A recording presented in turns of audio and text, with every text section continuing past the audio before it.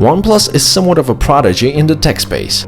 With only one phone model under its belt, it already managed to generate iPhone-grade hype for its next model, the OnePlus 2. The OnePlus 2 brings the best Snapdragon chipset around, a 5.5-inch display and a 13-megapixel camera.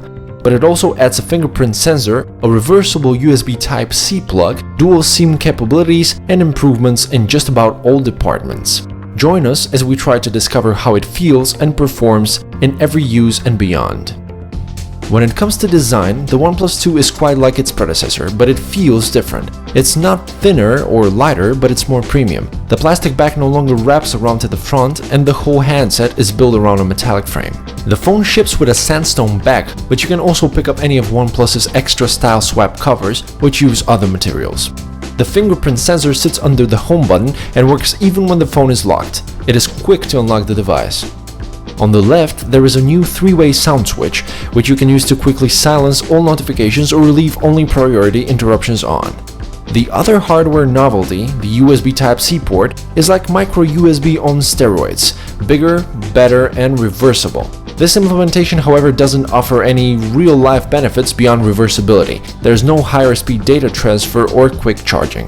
One thing we do like is the cool flat cable that OnePlus has provided alongside the OnePlus 2 itself. The wall charger also ships inside the main box. The single loudspeaker ranked as excellent in our loudness test, which is rarity. It sounds quite tinny, but you can rely on it being as loud as possible.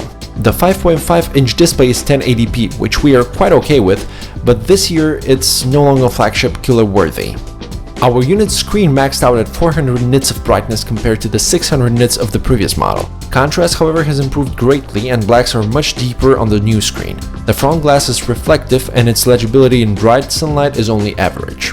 In terms of software, the OnePlus 2 ships with its own Oxygen OS. Based on Android 5.1 Lollipop, it's as close to vanilla Android as you can get outside of the Nexus lineup. The UI is clean and the phone lacks any bloatware.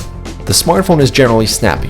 What we didn't like is that Oxygen OS has introduced an extra delay between pressing an app icon and it launching. It makes the phone appear hesitant in response to many of our taps on the screen.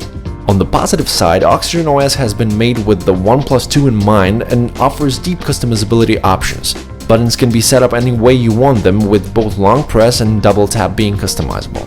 You can also set up gestures. Drawing the letter O on the locked screen will promptly open up the camera.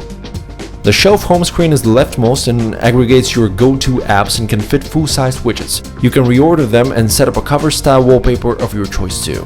We really like the system-wide dark mode too.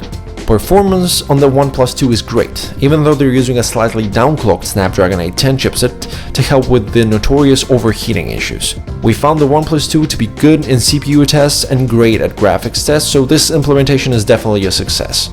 Battery life was less than impressive. The 3300 mAh battery was let down by poor standby times and got a battery endurance rating of only 61 hours, which puts it somewhere in the middle of the pack.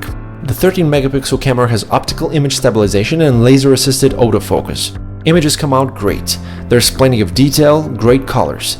Dynamic range is surprisingly good too.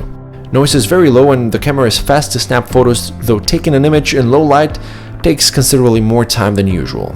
The 5-megapixel front-facing camera churned out excellent pics and offers a very wide field of view. Video recording on the OnePlus 2 is good as well, with UHD video recording, though we kinda miss last year's True Cinema 4K mode. Optical image stabilization keeps footage steady, but the quality of the video isn't as impressive as that of photos. 4K videos have only average detail, underwhelming dynamic range, and are over-sharpened. Overall, the OnePlus 2 is a well-rounded smartphone with a compelling $400 price point. Indeed, there is no NFC on board, so no Android Pay, no IR blaster, no wireless charging, no quick charging, no microSD slot, and most importantly, there is the notorious OnePlus Invite system. Not to mention the USB Type-C port, which for the time being is more of a limiting feature than anything else. At the end of the day, it may be marketing and brand recognition that will weigh in, and those are 2 points that OnePlus has definitely got right.